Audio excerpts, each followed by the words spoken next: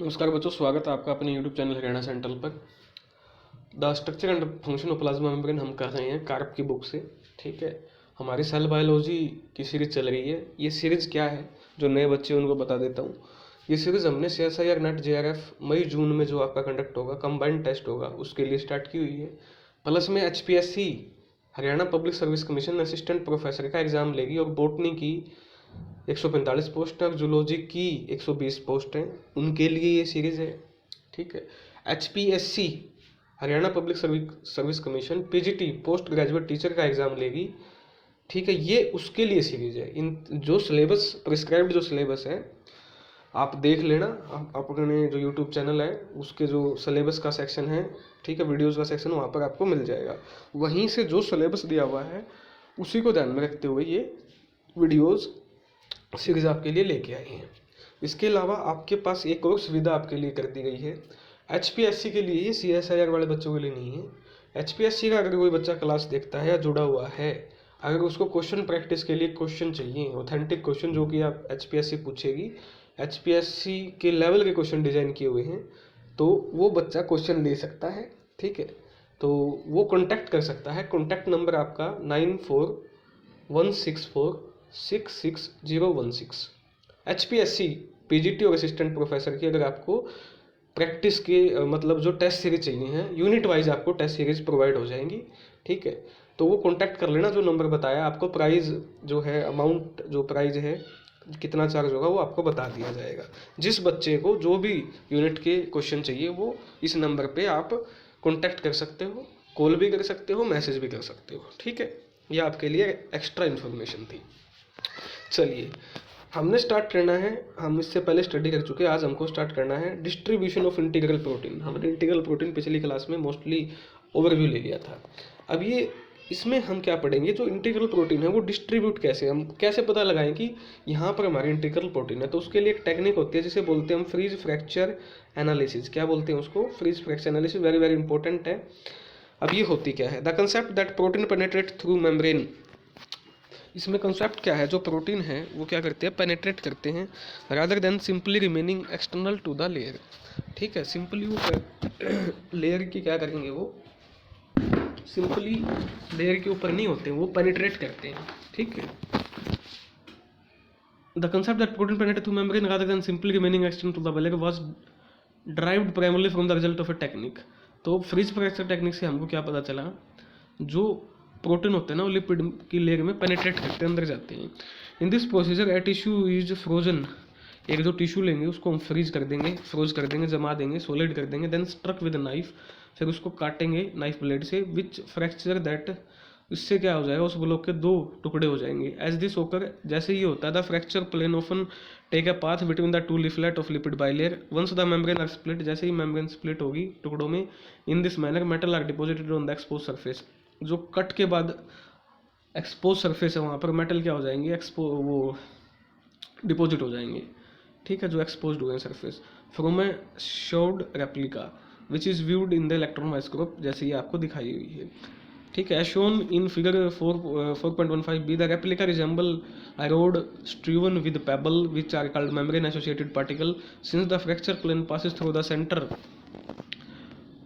of the bilayer, most of these particles correspond to integral membrane protein that extend at least halfway through the lipid core. When the fracture plane reaches a given particle, it goes around it rather than cracking it in half. Consequently, protein particle separate with one half of the plasma membrane. जैसे plasma में separate हो गया, ऐसे ही protein क्या हो जाएगा, आपका separate हो जाएगा। ठीक है, समझ में आ गया आपको?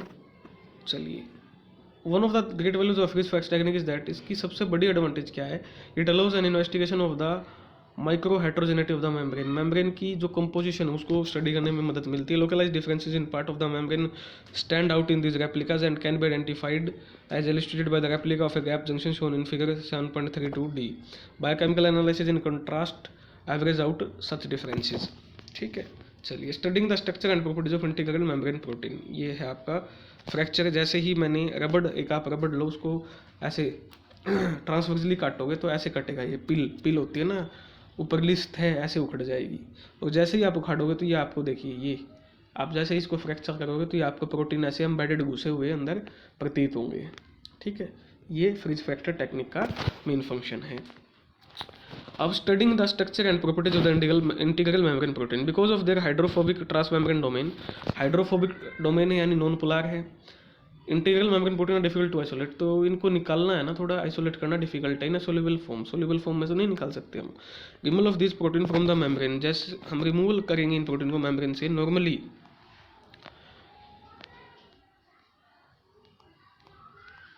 नॉर्मली रिक्वायर है, तो उसके लिए हमको क्या करना पड़ेगा, अगर इन प्रोटीन को हमको क्या करना है बाहर निकालना, तो यूज़ ऑफ डिटर्जेंट, हमें एक डिटर्जेंट का यूज़ करना पड़ेगा सच एज अनायनिक। तो यहीं से आपका CSI और HPSC क्वेश्चन पूछता है किस तरह का हम डिटर्जेंट यूज़ करेंगे। आयनिक, आयनिक का मतलब क्या, चार्ज डिटर्जेंट। SDS विच डीनेचर प्रोटीन, जो कि प्रोटीन को क्या कर देगा, डीनेचर कर देगा यानी ब्रेक कर देगा। और द, इसके अलावा हम कौन सा करेंगे, नॉन अनायनिक अनचार्ज्ड डिटर्जेंट। और अनचार्ज्ड में कौन सा है, चार्ज में तो आपका क्या होगा SDS, ठीक है, और अनचार्ज में आपका कौन सा हो गया ट्राइटोन X100, ठीक है। यहाँ से क्वेश्चन बनता है which generally does not alter protein structure. Tritone X100 protein के स्ट्रक्चर को डिफॉर्म या तहस नहस नहीं करता है, ठीक है। आयनिक का एग्जाम्पल होगा आपके पास SDS, आयनिक का मतलब charge. Tritone X100 non anionic है, ये क्या है आपकी अनचार्ज्ड है। समझ में आ गया, ये देखिए जी, ये है ट्राइटोन X100, ठीक है, नॉन आयनाइजेबल है। और ये क्या है SDS की फुल फॉर्म क्या होती है, सोडियम डोडेकाइल सल्फेट।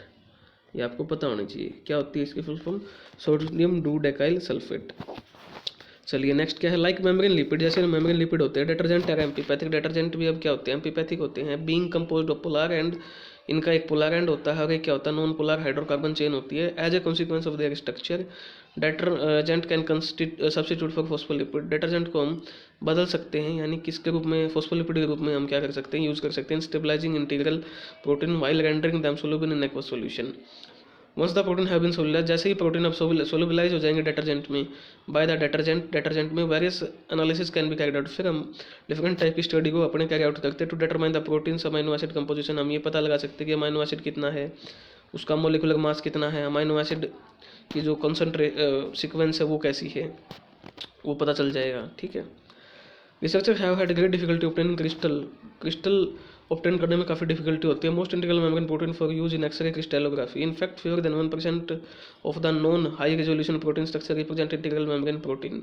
सी, ये आप इस पे ब्लॉग पे जाके आप चेक कर सकते हो, वेबसाइट पे इन्होंने दी है डिस्कशन के लिए, ठीक है, ये बताया हुआ है। Further more most of this structure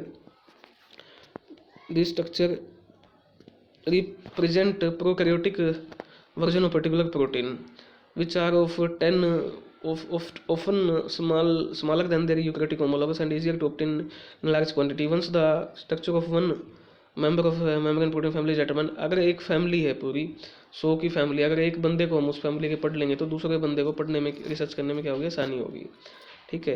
researcher can now using apply है होमोलॉजी मॉडलिंग। फिर तो हम उसमें क्या है, कौन सी टेक्निक यूज करेंगे, homology modelling to learn about the structure and activity the other member. एक मेंबर का पता चल गया, फिर दूसरे मेंबर्स को पढ़ने के लिए हम कौन सी टेक्निक यूज करेंगे, homology modelling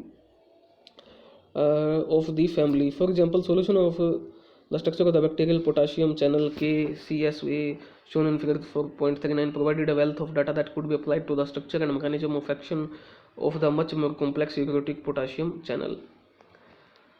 One of the first membrane protein whose entire three-dimensional structure was determined by crystallography, X-ray crystallography. This in figure 4.13, this protein, the bacterial photosynthetic reaction center, consists of 3 subunits containing 11 membranes spelling alpha helix. तो सबसे पहले जो structure है वो किसका है, हमने पढ़ा था बैक्टीरियल जो फोटोसिंथेटिक रिएक्शन सेंटर है उनका, उसका। इसके पास क्या होती है, 3 सब यूनिट होती हैं, इनमें 11 मेम्ब्रेनिंग अल्फा हेलिक्स होते हैं। मोस्ट मेम्ब्रेन प्रोटीन है आपके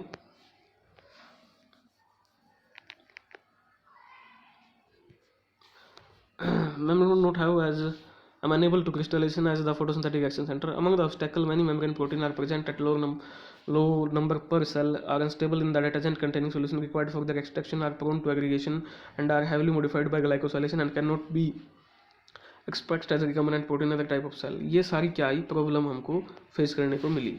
Some of the technical difficulties in preparing membrane protein crystal have been overcome using new methodologies and laborious efforts. In one study, for example, researchers were able to obtain high quality crystals of a bacterial transporter after testing and refining more than 9550 different conditions for crystallization. In some cases, mutant versions of a membrane protein are found to be better suited to forming the ordered arrays of molecules that make up crystal lattice.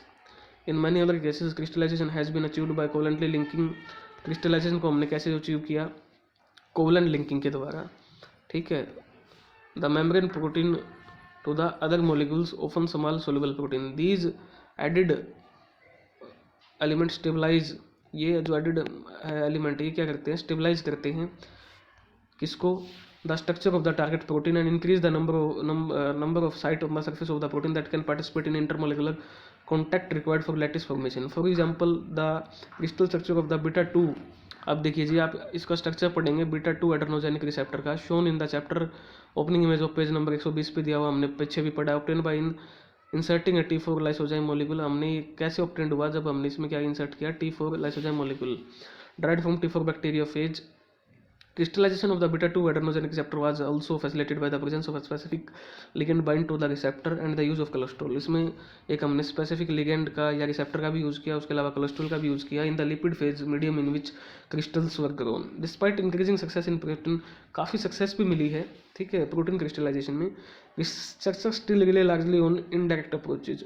जो researchers हैं वो भी किस पे depend करते हैं? Indirect approaches पर, determining the 3 dimensional organization, 3D structure को डिटरमाइन करने के लिए of the membrane protein. We will examine some of this approaches in following paragraph. हम कुछ अप्रोच को अभी नीचे एग्जामिन करेंगे, ठीक है.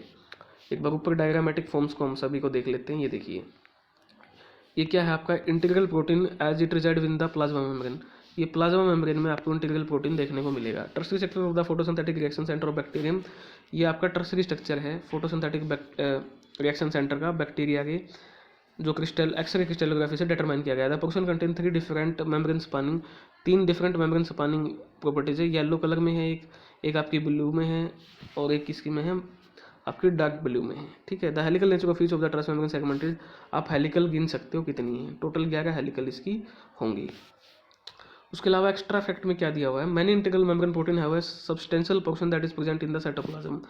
काफ़ी सारे जो इंटीग्रल मेम्ब्रेन प्रोटीन होते हैं उनका जो कुछ पोर्शन होता है सब्सटेंशियल यानी काफ़ी सारा साइटोप्लाज्म में होगा या फिर एक्स्ट्रा सेलुलर स्पेस में होगा. In many cases the soluble protein has been cleaved from its trans membrane domain. जो सोल्यूबल प्रोटीन होता है, पोर्शन होता है, उसको क्लीव यानी कट कर दिया जाता है ट्रांस मेम्ब्रेन डोमेन से. Crystallize and its tertiary structure determine. Tertiary structure को डिटरमाइन करने के लिए या फिर इसके क्रिस्टल बनाने के लिए. While this approach provide valuable data about the protein, it fail to provide information about the protein orientation. इस अप्रोच से हमें टर्सरी स्ट्रक्चर का तो पता चल जाएगा, ठीक है, लेकिन वैल्यूएबल इन्फॉर्मेशन जो है वो प्रोटीन की ओरिएंटेशन के बारे में हमें नहीं पता चलेगी within the membrane. Another crystallographic approach to study the membrane protein use of. इसके अलावा हम इलेक्ट्रॉन माइक्रोस्कोप का यूज कर सकते हैं एक्सरे डिफ्यूजन, एक्सरे डायफ्रैक्शन के अलावा, ठीक है. तो ये इसकी कमी है एक्सरे डायफ्रैक्शन की, वो बताई है. इसके अलावा जो डायग्राम था ये आ जाए, ये देखिए जी, सोल्यूबलाइजेशन ऑफ मेम्ब्रेन प्रोटीन विद. कैसे जो प्रोटीन है वो डिटर्जेंट में सोल्यूबल होते हैं, कैसे मिक्स होते हैं, घुल जाते हैं. The non polar end of the detergent molecule associated the non polarized protein. देखिए, नॉन पोलर जो एंड है किसका? डिटर्जेंट का, और वही प्रोटीन का आपस में क्या होंगे? मिक्स होंगे. प्रीवियसली बिन इन कॉन्टैक्ट में होते हैं with in the fatty acyl chains of the lipid bilayer. In contrast the polar end of the detergent molecule. जो पोलर एंड होते हैं डिटर्जेंट मॉलिक्यूल के interact with the surrounding water molecule. वो water molecule से interact करते हैं keeping in protein solution. Non anionic detergent and shown here solubilise membrane protein without disturbing the structure. Non anionic जो ट्राइटोनेक्स 100 है वो मेम्ब्रेन को disturb नहीं करती है, ये बताया हुआ है. ये लिपिड बाइलेयर है, ये मेम्ब्रेन का प्रोटीन है. नॉन अनायनिक डिटर्जेंट ट्राइटोनेक्स है, ये देखिए मेम्ब्रेन के अंदर चले जाते हैं ठीक है. डिटर्जेंट सोल्यूबलाइज प्रोटीन मेम्ब्रेन को तोड़ते नहीं है, ठीक है. ये आपका बताया हुआ नॉन अनायनिक का, ठीक है. ये डायग्राम हमने देख ही लिया था. इसके अलावा ये मेम्ब्रेन प्रोटीन की क्लास हम पढ़ चुके थे, ठीक है. तो 14 मिनट की 15 मिनट की क्लास हो चुकी है. छोटी क्लास में जानबूझ के रखता हूँ ताकि आप देख पाओ, ठीक है, आपको देखने में आसानी हो. अभी हमको ट्रांस मेम्ब्रेन डोमेन से नेक्स्ट क्लास में हम पढ़ेंगे डिटेल में. कोई डाउट आए तो कमेंट सेक्शन में बताना है. धन्यवाद.